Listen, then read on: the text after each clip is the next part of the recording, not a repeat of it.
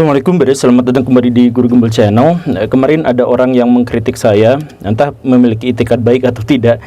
Tetapi beliau mengkritik bukan hanya sekedar mengkritik. Kalau mengkritik ya biasa-biasa aja. Ada banyak sekali orang yang mengkritik bahkan menghujat saya, dan ya biasa-biasa aja. Ini adalah bagian dari dinamika dan bagian dari dialektika. Saya pun di setiap video seringkali menyampaikan bahwa jangan dulu langsung percaya, skeptis pada apa yang saya katakan. Ini adalah bahan diskusi. Ya, sering sekali saya katakan seperti itu. Tetapi yang ini agak bermasalah karena dia sambil doxing. Jadi dia cari data saya, cari data pribadi saya, cari data keluarga saya dan sebagainya. Sampai sekarang akhirnya istri saya merasa diteror, anak-anak saya merasa dalam bahaya dan sebagainya. Karena gini Baraya, saya ingin menjelaskan satu hal kenapa saya harus menyembunyikan identitas saya. Saya harus menggunakan alten Guru Gembul seperti ini. Kenapa? Ada beberapa hal. Yang pertama itu adalah begini Baraya. Kalau misalkan Baraya lihat Cokro TV menghujat habaib, kalau Baraya melihat Cokro TV misalkan menghujat orang-orang yang dianggap konservatif, orang-orang yang dianggap oposisi dan sebagainya, mereka berani itu dan mereka akan baik-baik saja. Setidaknya sampai sejauh yang kita ketahui. Kenapa? Karena backing mereka kuat. Ada PDIP, katakanlah seperti itu ya. Ada bahkan di antara mereka ada yang mengaku bahwa mereka itu adalah buzzer, mengaku secara terbuka buzzer gitu ya, dan sebagainya. Sekarang kita misalkan lihat yang oposisi. Ketika Baraya misalkan melihat Pak Rocky Gerung menghujat atau menista atau dianggap seperti itu, atau mengkritik habis-habisan terhadap pemerintah, atau Baraya juga misalkan bisa melihat Pak Refli Harun melakukan hal yang seperti itu aman. Kenapa? Karena backingnya kuat. Karena backingnya kuat, karena ada begitu banyak pengacara dan beliau semua itu ada dalam barisan oposisi, sehingga memang memiliki bargaining. Sekarang Baraya mengetahui tentu saja bahwa video-video saya itu banyak yang tepi jurang, banyak yang sudah masuk jurang beneran. Karena apa? Karena saya mengkritik secara lebih dalam terhadap misalkan pemerintah, terhadap oposisi, terhadap tentara, kepada rakyat Indonesia, kepada semuanya saya kritik semua. Itu sampai terdalam, sampai banyak sekali di kolom komentar yang bilang bahwa semoga Pak Guru masih selamat, baik-baik saja. Kenapa seperti itu? Karena memang kritikan saya itu adalah kritikan yang relatif dalam gitu ya, dan itu bisa saja menghasilkan sebuah masalah, dan itu tidak banyak bisa atau tidak banyak berani diutarakan oleh orang lain gitu kan. Nah sekarang siapa pelindung saya? Saya bukan oposisi, saya juga bukan bagian dari pemerintah.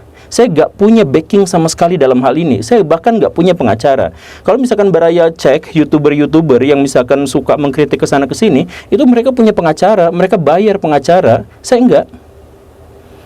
Jadi apa alasan saya harus menyembunyikan identitas saya? Salah satunya itu adalah demi menjaga keluarga saya. Nah sekarang itu ada orang yang doxing, yang sengaja memamerkan nama saya di media sosial. Kemudian dari situ ada yang mencari alamat rumah saya, ada yang mencari tempat pekerjaan saya dan sebagainya. Saya benar-benar tidak bisa mengapresiasi hal yang semacam ini Baraya. Jadi tolonglah jaga, tolong hargai privasi orang lain. Kalau kita berbicara dalam ranah dialog, dialog itu berarti intelektual, kita berdialektik, kita bertengkar dalam ide dan gagasan. Bukan sampai masalah-masalah pribadi sampai diorek-orek gitu, sampai itu kan sangat bermasalah. Khususnya buat saya itu benar-benar sangat bermasalah. Itu adalah hal yang pertama. Kemudian hal yang kedua, kenapa saya harus menyembunyikan identitas saya? Agar saya bisa hidup normal, agar saya tidak star syndrome, atau agar saya tetap bisa memperlakukan orang lain seperti biasa. Sebelum dan sesudah saya terkenal, saya biasa-biasa aja. Gitu kan? Jadi ketika di luar saya tanpa peci dan tanpa kacamata seperti seharusnya, ya saya biasa-biasa aja, ya, berlaku sebagai warga negara, sebagai orang sipil, sebagai dan sebagainya. Dan ketika saya diundang kemana-mana, saya menggunakan atribut ini. Karena apa? Ini adalah alter ego saya, agar saya terbebas dari semua hal yang membuat saya kena star syndrome atau hal yang semacam itu gitu. Tapi intinya adalah ini terkait dengan keselamatan saya dan keselamatan keluarga saya, karena saya nggak punya backing. Baraya cek video-video saya seberapa kuat dan seberapa tegasnya ketika saya mengkritik pihak-pihak yang cukup memiliki power. Nah sekarang itu ya tentu saja orang-orang yang memiliki power itu sebenarnya bisa aja melacak saya, bisa aja doxing saya gitu. Tapi kan intinya adalah saya berusaha melindungi diri dan keluarga saya. Jadi tolong hormati itu, tolong hargai itu gitu. Kenapa ada orang yang mengkritik malah masuk ke tapi ya sudahlah, saya menduga beliau tidak tahu memang dengan urusan ini dan sebagainya, dan ya gak masalah lah. Karena apa? Karena ternyata nama yang beliau sebutkan itu kurang tepat, karena nama yang beliau sebutkan itu berasal dari internet. Jadi maksudnya gini Baraya, saya jelasin sedikit bahwa di internet itu banyak sekali beredar nama-nama saya. Siapa nama asli Guru Gembul? Namanya adalah seperti ini dan seperti ini gitu ya. Yang paling dikenal itu adalah yang pertama adalah Johan Riyadi dan yang kedua adalah Ja'far Rohadi. Kenapa namanya seperti itu ya? Saya katakan yang pertama adalah bahwa itu bukan nama saya, baik nama yang diberikan oleh orang tua saya itu bukan seperti itu, ataupun nama yang ada di KTP saya juga bukan seperti itu. Ya mirip-mirip sih sedikit, ya gitu juga kan dari spekulasi. Tapi itu bukan nama saya, Baraya. Jadi yang akrab sama saya, yang udah kenal sama saya, tentu saja mengetahui bahwa nama saya sekali lagi mirip sih emang kayak gitu, tapi itu bukan nama saya gitu ya. Tapi mohon sekali lagi, saya benar-benar tidak mengapresiasi atau tidak respect terhadap orang-orang yang mencoba doxing, coba bongkar identitas saya, bongkar saya secara pribadi. Ayo kita bicara soal dialektika intelektual, gagasan, ide, bukan soal hal-hal yang bersifat pribadi gitu ya. Gitulah ya. Itu hal pertama yang misalkan harus saya jelaskan kepada si pengkritik saya itu, yang ya sudah. itu yang pertama. Kemudian yang kedua, mari kita masuk ke dalam metodologi ya. Beliau itu katanya soal metodologi, judulnya juga adalah kritik analisis gitu. Saya jelaskan begini, Baraya, ini secara umum aja ya, karena sebenarnya gini, Baraya, saya tuh udah kadung kesal sama orang yang dimaksud itu karena gak mau diskusi sampai sekarang.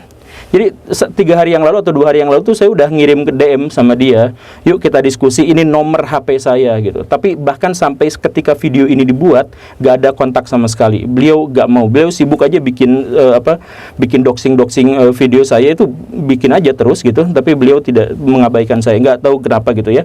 Tapi sampai ketika video ini dibuat, entah nanti mungkin ada gitu ya. Tapi sampai video ini dibuat itu gak ada sama sekali kontakan ke saya.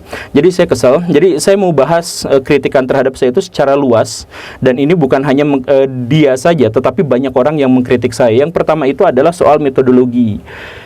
Kalau misalkan Baraya ngecek video saya, maka banyak di antara Baraya yang akan berkesimpulan bahwa video saya itu beda dengan video-video orang lain. Kenapa seperti itu? Karena saya tidak a priori. Jadi a priori itu adalah satu di antara sekitar 200 cacat logika atau logical fallacy yang biasa dimiliki atau dianut oleh masyarakat. Nah, logical fallacy diantaranya adalah a priori, dan saya tidak a priori. Apa yang dimaksud dengan a priori? Sebagai contohnya beginilah, a priori itu adalah Baraya meyakini tentang satu hal, kemudian ketika Baraya mencari informasi atau mencari sumber, Baraya hanya mencari sumber untuk menguatkan keyakinan Baraya saja. Gitu. Jadi contohnya gini, Baraya pro terhadap Palestina, Baraya pro terhadap Palestina karena informasi awal itu adalah bahwa Palestina itu adalah negara yang harusnya merdeka tapi kemudian dijajah, disakiti dan sebagainya. Katakanlah seperti itu. Baraya pro terhadap Palestina. Lalu Baraya nyari sumber-sumber semuanya, tapi hanya yang mendukung gagasan Baraya tentang penderitaan Palestina. Nah, itu namanya a priori. Atau contoh yang lain, Baraya beragama, katakanlah agamanya itu adalah Kristen. Nah, ketika Baraya sejak awal agamanya Kristen, ketika Baraya nyari sumber tentang teologi, tentang agama, tentang perdebatan dan sebagainya, Baraya hanya nyari sumber-sumber yang mendukung kekristenan Baraya saja. Jadi kita tuh udah ada basic awalnya, kemudian ketika kita nyari pengetahuan kita sesuai dengan itu. Nah, itu namanya a priori. Saya nggak gitu. Nah, karena saya nggak gitu, maka saya kesimpulannya dan metodologinya biasanya sangat berbeda dengan pihak lain. Paham ya? Jadi maksudnya gini, ketika saya berislam, saya awalnya itu gak berislam dulu. Saya awalnya adalah saya cari semua sumber terkait dengan agama. Saya cari referensinya itu sampai ribuan. Saya baca semua kitab suci. Saya beneran baca kitab suci semuanya. Jadi kalau misalkan ada teman-teman Kristen yang nanya, udah baca Alkitab belum? Udah apa? Saya yakinkan saya baca Alkitab lebih sering daripada umumnya orang-orang Kristen. Saya baca, tapi bukan untuk menghujat. Ini mah pure ada untuk mencari apa yang saya pikir saya harus dapatkan, yaitu pencerahan, yaitu kebenaran gitu. Saya cari aja dulu. Nah, setelah saya cari, nanti di akhir itu saya simpulkan. Dan kesimpulan itu adalah iman saya.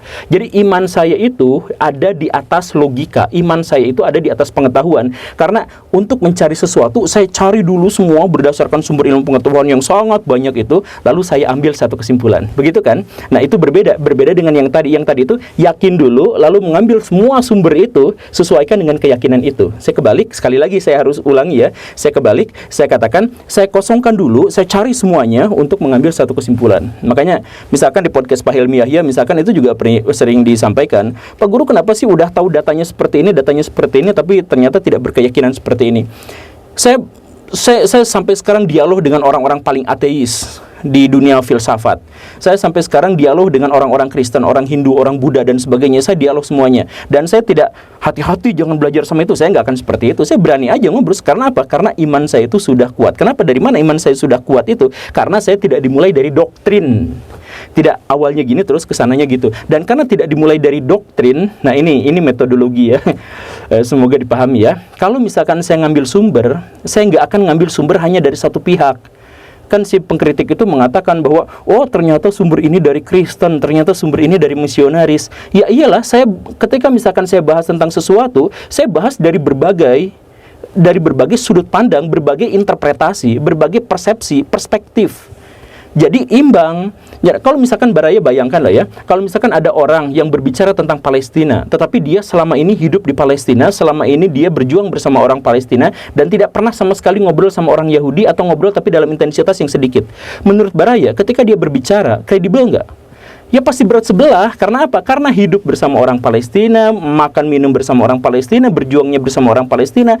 Ya udah. Jadi dalam hal itu dia adalah pejuang. Dalam hal itu dia adalah warrior buat orang Palestina. Tetapi kalau misalkan ditanya apakah informasi yang dia sampaikan itu adalah kredibel atau tidak, objektif atau tidak, ya tentu saja berpihak pada salah satu kan. Nah, saya tidak seperti itu. Jadi ketika saya misalkan berbicara tentang Palestina, saya berbicara tentang pemerintahan Jokowi, kan sebenarnya tema saya itu banyak, bukan hanya Palestina. Palestina itu sangat sedikit. Saya berbicara tentang komunisme, saya berbicara tentang feminisme, semua ide-ide yang seperti itu saya kritik semua satu demi satu. Bahkan saya tantang siapapun untuk beradu dialog soal idealisme, tentang ideologi dan sebagainya. Nah, tapi saya membacanya itu dari berbagai perspektif, termasuk dari orang Kristen, ya, termasuk dari orang Yahudi, iya. Jadi jangan khawatir ya, karena apa? Ya semuanya memang saya tanggung. Lah, nanti tahu dari mana bahwa itu benar dan salah? Benar dan salahnya itu berdasarkan metodologi kritik atau verifikasi yang pernah saya sampaikan. Verifikasi itu disebut sebagai verifikasi ilmiah. Ada kritik internal dan kritik eksternal dalam dunia Islam, dan memang kritik ini memang sumbernya adalah dari dunia Islam. Itu menggunakan seperti apa yang dikembangkan oleh Imam Syafi'i yang kemudian dipuncaki oleh Imam Bukhari, yaitu kritik sanad dan kritik matan. Kalau misalkan bahasa ilmiahnya itu adalah kritik internal dan kritik eksternal gitu. Nah, jadi ketika misalkan kan ada itu orang yang mengatakan bahwa oh ini sumbernya barat, mau barat atau mau timur itu bukan menjadi kriteria benar dan salah, valid atau tidak, otentik atau tidak. Enggak sama sekali Baraya. Benar dan salah itu sesuai dengan metodologi. Jadi jangan hanya gara-gara ini sumbernya dari orang Kristen udah pasti salah, bukan seperti itu. Jangan hanya gara-gara ini sumbernya dari orang Islam udah pasti salah, ya enggak kayak gitu. Benar dan salahnya itu tidak terkait dengan barat dan timur. Jadi jangan fasis Baraya. Fasis itu adalah menganggap bahwa kebenaran itu hanya ada pada satu ras tertentu, satu suku tertentu, satu pihak tertentu, ya enggak lah. Jadi kita bisa misalkan mengambil dari sumber-sumber Kristen, kita bisa asal apa sesuai dengan metodologi ilmiah gitu. Jadi misalkan ini seperti yang sekarang lagi gonjang-ganjing gitu ya. Kan banyak orang-orang Islam sekarang di dunia politik Indonesia yang justru malah berpihak pada Rocky Gerung yang ateis ketika berbicara masalah agama. Ya kan? Ya karena apa? Ya gak jadi masalah sebenarnya dalam konteks itu ya. Saya mohon dalam konteks itu. Karena apa? Ya kebenaran itu bisa bersumber dari manapun, bukan jadi tidak terikat. Jadi kalau misalkan sumber saya orang-orang Yahudi, orang Kristen, ya gak ada masalah. Cuman jangan lupakan sumber saya di situ juga banyak yang Islam. Kenapa yang situ tidak disebutkan gitu ya? Tapi ya nggak apa-apa lah. Ya itu mungkin ada kemungkinan karena sejak awal memang beliau itu sudah a priori, sudah yang tadi itu. Jadi sudah punya keyakinan tersendiri lalu mencari sumber hanya untuk memperkuat keyakinan itu. Itu saya beda. Dan kemudian ada tudingan lagi yang berikutnya yang ini lucu sekali. Saya dituding sumbernya itu adalah Google. Sumber saya itu adalah Google. Enggak Baraya, sumber saya itu bukan Google. Google itu adalah mesin pencari. Dipahami ya? Jadi semisalnya gini lah. Ini saya heran dia marah-marah sama saya gara-gara sumbernya Google. Itu salah paham yang sangat luar biasa. Itu cacat logika berikutnya sih. Tapi ya udah nggak apa-apa lah ya. Ya kita anggap memang beliau memang sedang marah untuk memperjuangkan apa yang beliau yakini. Beliau kan warrior gitu ya. Ya penjaga Palestina atau yang semacam itu gitu lah ya. Tapi saya jelaskan begini Baraya. Kalau saya membaca Al-Quran di Google, yang saya baca itu Google atau Al-Quran? Jawab ya. Kalau saya mengutip hadis Nabi, hadis riwayat Bukhari, tapi saya nyarinya itu di Google, itu saya baca atau kutip hadis riwayat Bukhari atau hadis riwayat Google? Ya tentu saja itu saya membaca Al-Quran dan saya mengutip hadis Nabi riwayat Bukhari. Google itu mesin pencari. Jadi kalau saya bisa temukan kitab kitab Ar-Risalah, karya Imam Syafi'i di Google, bukan berarti saya belajarnya dari Google. Saya belajarnya dari kitab-kitab Imam Syafi'i yang kemudian saya carinya melalui Google. Tolonglah logika sesederhana ini tuh dipahami gitu. Ini logikanya kan saya pikir sangat mudah gitu. Semua orang juga pasti tahu gitu.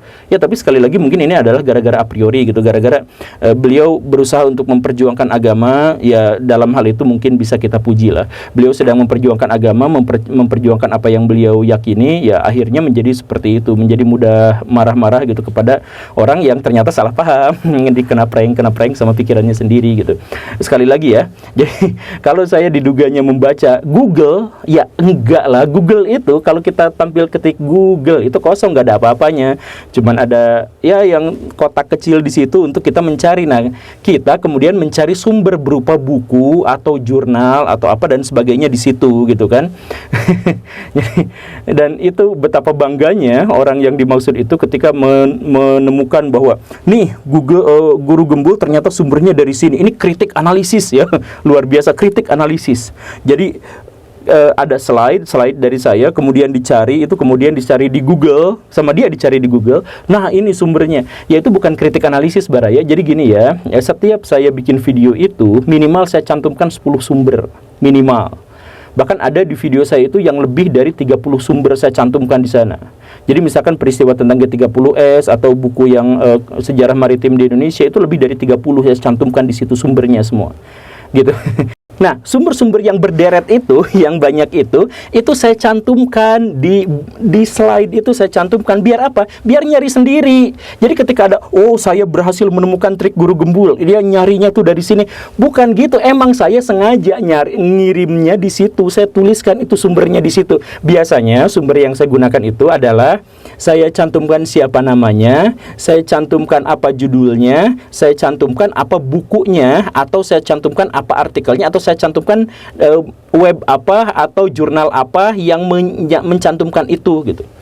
Jadi ya untuk dicari, untuk dilihat sama semua orang kan saya bilang ayo kita skeptis, jangan dulu langsung percaya biasa-biasa aja, ini kan diskusi gitu. Nah silahkan cari, bukan ini saya menemukannya Guru Gembul menggunakan ini, ya kan sengaja saya cantumkan di situ biar Baraya bisa ngecek langsung. Ini juga yang sangat membedakan antara saya dengan si pengkritik itu. Jadi pengkritik itu memfitnah saya, ini beneran memfitnah saya. Di thumbnailnya dia tulisin kata Guru Gembul, pokoknya Palestina gini, pokoknya Palestina gini titik gitu ya. Padahal Baraya cek di buku, Baraya cek di video saya yang manapun juga, cek aja beneran, saya gak pernah mengatakan titik pasti begini atau pokoknya begini. Bahkan ada beberapa video yang saya buatkan di situ yang saya jelaskan bahwa orang yang mengatakan pokoknya atau yang mengatakan titik seperti itu adalah orang bernalar rendah. Kenapa seperti itu? Karena tuntutan ilmiah. Tuntutan ilmiah itu adalah bahwa kebenaran absolut itu tidak mungkin bisa manusia capai. Karena manusia terbatas. Karena manusia itu terbatas, maka kebenaran yang paling dianggap ilmiah pun itu terbuka kemungkinannya. Ingat, terbuka kemungkinan untuk dibantah dan didiskusikan. Bahkan misalkan ya teori yang paling keren dalam dunia sains gitu, teori evolusi gitu, atau ya teori relativitas ya yang seperti itu, atau hukum begini hukum begitu, dalam dunia sains itu diakui secara konsensus tanpa ada orang yang sepakat bahwa itu tidak bisa dibantah. Itu bisa saja dibantah suatu waktu nanti gitu. Dan karena itu maka saya tidak pernah menyebut itu pokoknya begitu, itu titik begitu. Saya pernah kemarin di dalam sebuah diskusi dengan orang-orang Persis, pengusaha Persis, Persatuan Islam, sebuah ormas yang terkemuka di Jawa Barat. Saya pernah dikomplain karena ketika saya berbicara di situ, saya mengatakan bahwa ada kemungkinan begini, ada kemungkinan begitu. Terus dikatakan ini akhirnya bagaimana? Kenapa kesimpulannya mengambang? Kalau Baraya cek video-video saya, sebagian besar Baraya juga akan menemukan bahwa banyak sekali kesimpulan-kesimpulan di video saya yang dibuat mengambang. Kenapa seperti itu? Karena tujuan saya bukan mendoktrin.